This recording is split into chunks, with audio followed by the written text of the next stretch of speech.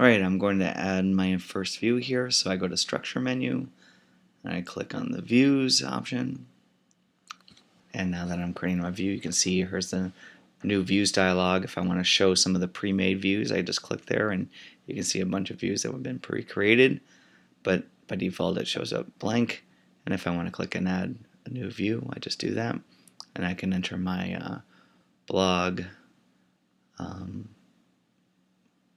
listing. And so I'll show all content of type blog entry. And I want to show these things as teasers, but I can choose to show them as the full post or other things. I could change the display format to grid or other things.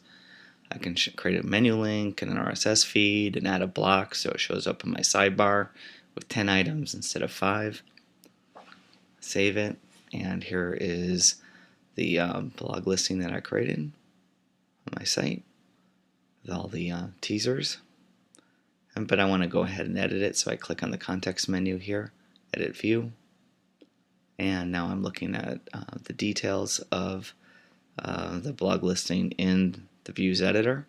I can open up the options of the page display of this view, and I can change, if I want to, the display of it from content to individual fields. So I'm going to be showing individual fields of this blog. So here's the field of the title, but now I want to add a new field. Let's add a field for also the date it was posted. So I'll type in the word date up here in the search bar and click the post date field, and I'm going to display this field not just as a date, but using the time ago, so many days ago it was posted. Click OK on that, and you can see there is the post date of 1 month 1 day ago for each of those blog entries. But I'd like to put all these on one line, so I'll click Settings under Format to put all these fields in line and separate them with a little space. Click OK, and now you can see at the bottom there that everything's in line. What I'd like to do now is change the order. I want the time stamp to be before the title, so I click OK, and you can see now at the bottom that the timestamp is before the title. So now what I'd like to do is add a filter criteria, so I can add multiple filter criteria to reduce the list of blog entries. So I'm going to do the filtering based on the title of the blog post. So I typed up title up there, and now I'm going to configure that filter criteria.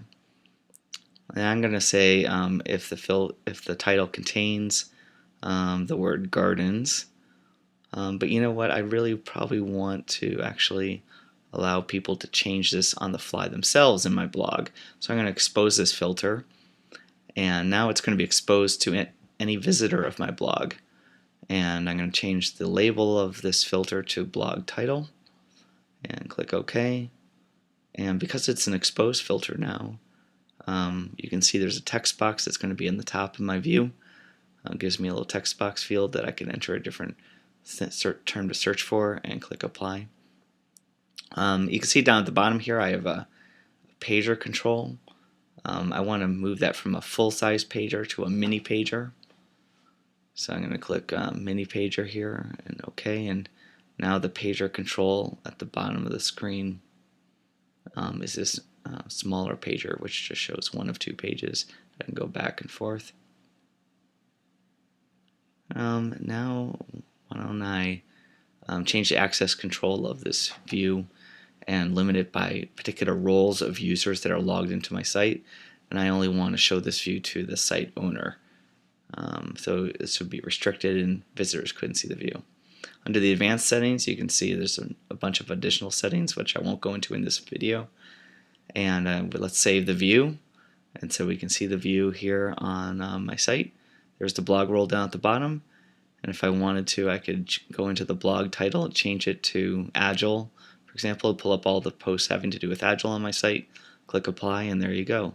There's the one blog post that has to do with Agile on my blog. Thank you for watching.